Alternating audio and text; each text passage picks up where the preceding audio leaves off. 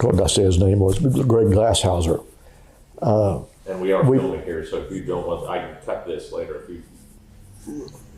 It was in Cambodia, actually. We were down in Cambodia, and they'd been detected, and the team was running, trying to escape and evade, and every time he'd key the mic to talk to me, I could hear the dogs baying, chasing them. And Greg had been shot through the bicep. I wish I could remember what his call sign was. I know I've got it written down at home. And we pulled them out on strings. And they had a prisoner with them.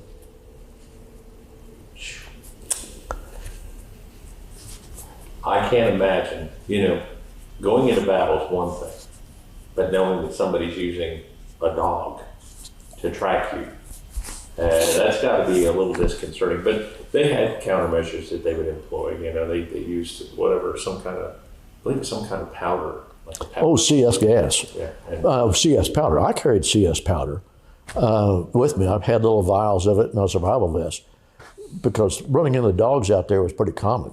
But if you had a hunting dog or a bloodhound following you, you spread some of that CS powder on your trail behind you. He get a nose full of that, and that old dog won't hunt. I don't think people know what CS powder was. It was basically. Can you describe what it was worse. It was just a real powerful tear gas. That's what April O'Neil and everybody was saying. Well, she said we were using the sarin nerve gas. I didn't have a gas mask. If they were using sarin, it'd have killed me. Yeah. We use CS gas, and I use that.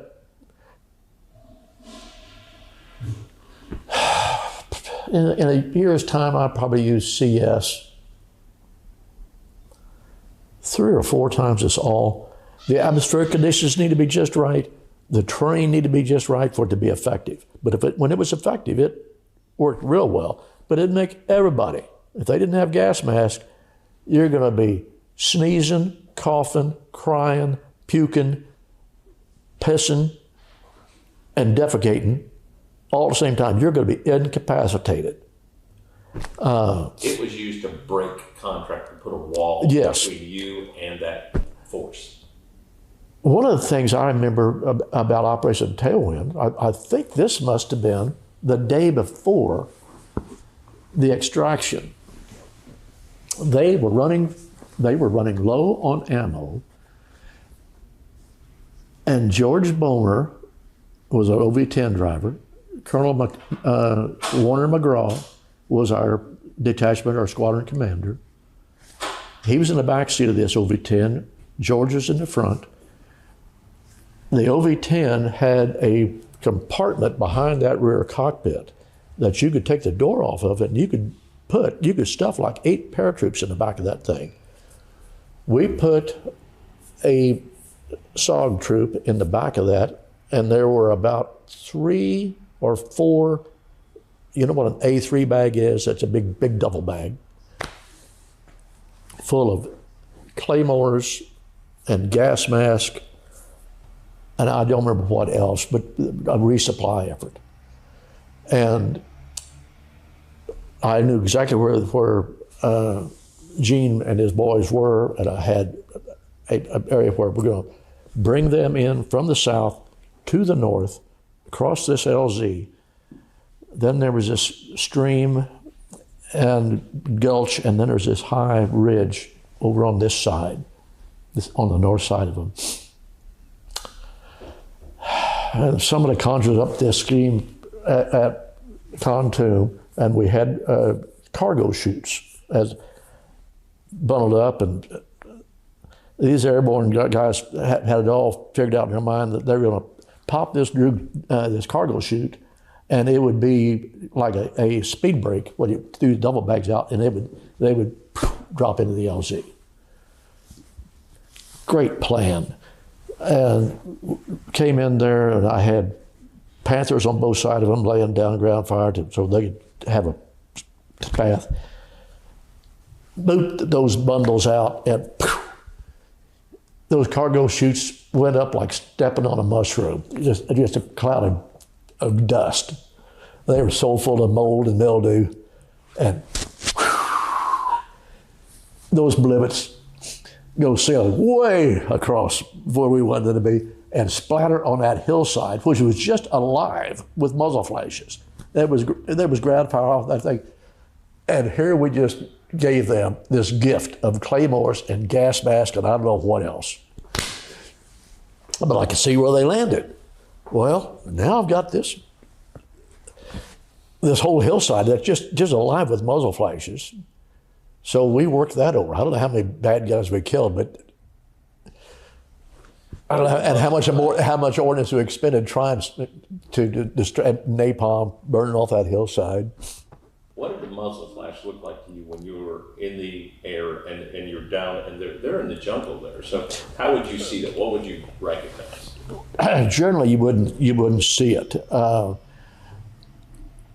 It was from an AK-47 or something of that nature. It doesn't have a very big muzzle flash. It's just like a sparkler going off, just a glance of it. If there's coming out of deep foliage, you might see it.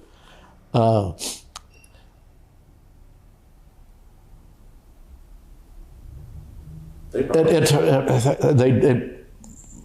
just larger ordnance down there too, though, didn't they? Oh, I'll tell you, the thing that has a muzzle flash is a 50 cal. When the muzzle flash out of a 50 cal at night is as big as this room. That cord bothers you. You can drop that off your arm. Sorry. And the muzzle flash out of 50 cal is bigger than the muzzle flash out of a 37 millimeters, I recall. But that was working at night where you'd see the muzzle flash, and you needed to see that at night. You had to keep your head moving all the time because if you've got 4,500 foot slant range on a 37 millimeter, if you see that round, that tracer ignite out of that barrel, it doesn't take you but a half a second to determine the trajectory. Is that coming at me or not? Do I have to dodge it? Most people think dodging bullets, bullshit. You can dodge bullets, but you've got to see it early enough to see if that is moving in the windshield. If it's moving in the windshield, it's not going to hit you. If it's staying in one spot, you better get the hell out of the way, and do it really pronto.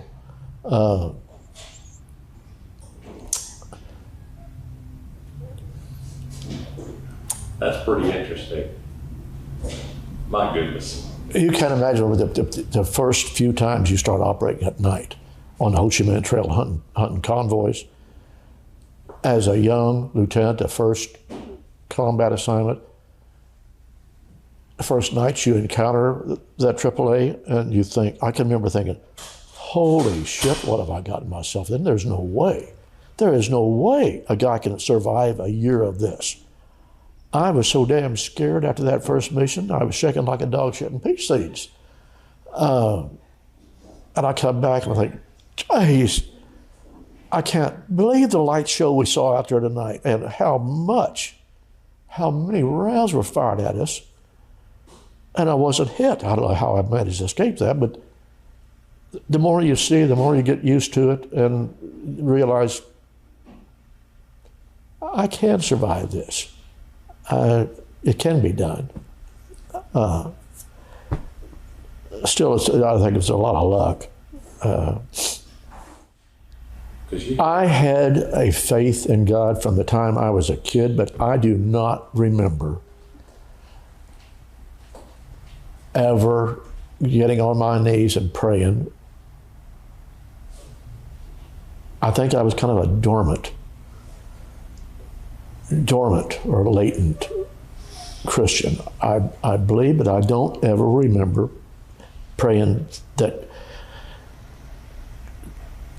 God help me do this, help me survive this, help me get out of this. That came later in life. That came when my wife was dying.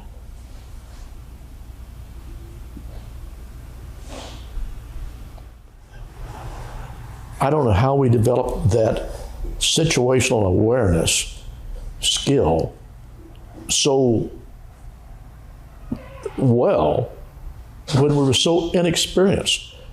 Right out of pilot training, being a FAC was one of the most, you had all the authority in the world. Here you were, I was a second lieutenant when I started it, but you were in control of that airstrike. You might have a lieutenant colonel and with 3 majors on his wing coming out in F4s, and if they couldn't hit the target, you'd tell them to go dump their bombs in the ocean, and